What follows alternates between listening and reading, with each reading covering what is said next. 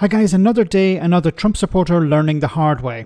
So this farmer explains how something as simple as a pole he uses to grow his crops could be make or break for his business. The farmer used to pay a pittance per item, but due to Donald Trump's tariffs, it means the price will be likely too much for him to maintain his business. And he finishes by telling us, well, he voted for Donald Trump. Why? Alright guys, I didn't really want to have to get on here and do this, but I had to. These are fiberglass stakes right here. Those big bulky stakes on the back of the truck, wooden stakes. I called 2 weeks ago to get a quote on these fiberglass stakes because we need some more stakes this year. I got a quote, 83 cents. I called the man this morning. I said, hey, I know these tariffs are crazy, everything going on. I said, what can you do me on those fiberglass stakes now if we needed a load? It's a 3-month ETA from time you place the order. He said, Taylor, you don't want to hear this price and I'm about to give you. And I said, well, give it to me anyways. He said, each of those stakes now is going to be $1.74 a piece. And I said, well, you know, and I know both that we can't do that, and that's going to be impossible. So that's just to let you know a little bit of what we're going through out here on our farm and what farmers in general are going through. These tariffs, not the best thing for our country. I voted for Trump. Well done, I voted for Trump. Not the best thing for the country. Okay. So as you heard there, the tariff, because of the tariff, these poles more than doubled in price. From 80 cents to $1.70 or whatever it was. Over double. Now, if you're buying a small number, you could probably absorb the cost. But as you can see, this massive field here, we're probably talking about at least 1,000 of these poles.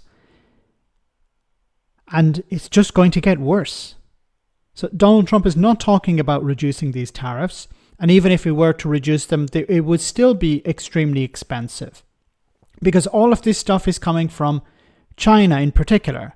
So the massive tariffs on China, there's no negotiation taking place at the moment to reduce the tariffs, to have a better agreement between the two countries. So anyone who's importing stuff from China into the US is going to suffer massive tariffs. And if you're buying huge quantities of stuff, of course, you're going to pay a huge amount of money.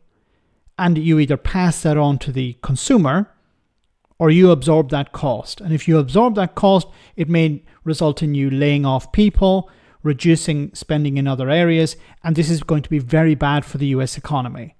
So the tariff itself is not just a cost for business, a tax for business. It can also impact in other ways. And there is no advantage here. It's not like, as we've seen in other businesses, where they have to pay a huge amount of money. Well, they'll end up closing down as well. There's no advantage here whatsoever. There's no benefit to this tariff. You know, there isn't an industry in the US that this farmer can rely on. And even if there is, it's probably more expensive to use the US product than to import the Chinese one. And even if there is the tariff imposed, it's probably still cheaper to use the Chinese product than to use the American one, if it's available. So there are no winners here. And unfortunately, you know, these people voted for Donald Trump. What did you expect? He's mentioned tariffs before. He's completely unreliable. He's surrounded himself with sycophants. These people don't care about the American people. They don't care about the economy. They don't care about America in general. They only care about filling their pockets. The Republican Party has constantly talked about a smaller size of government. And a lot of farmers rely on subsidies, on support from the federal government. So you voted for a party, even if you didn't know what Donald Trump was going to do, you voted for a party that hates farmers, that hates ordinary people. Now, I hope this farmer is able to survive. I hope he's able to maintain his business because, as you can see there are a lot of workers who rely on this farmer. Hopefully they don't know that he voted for Donald Trump.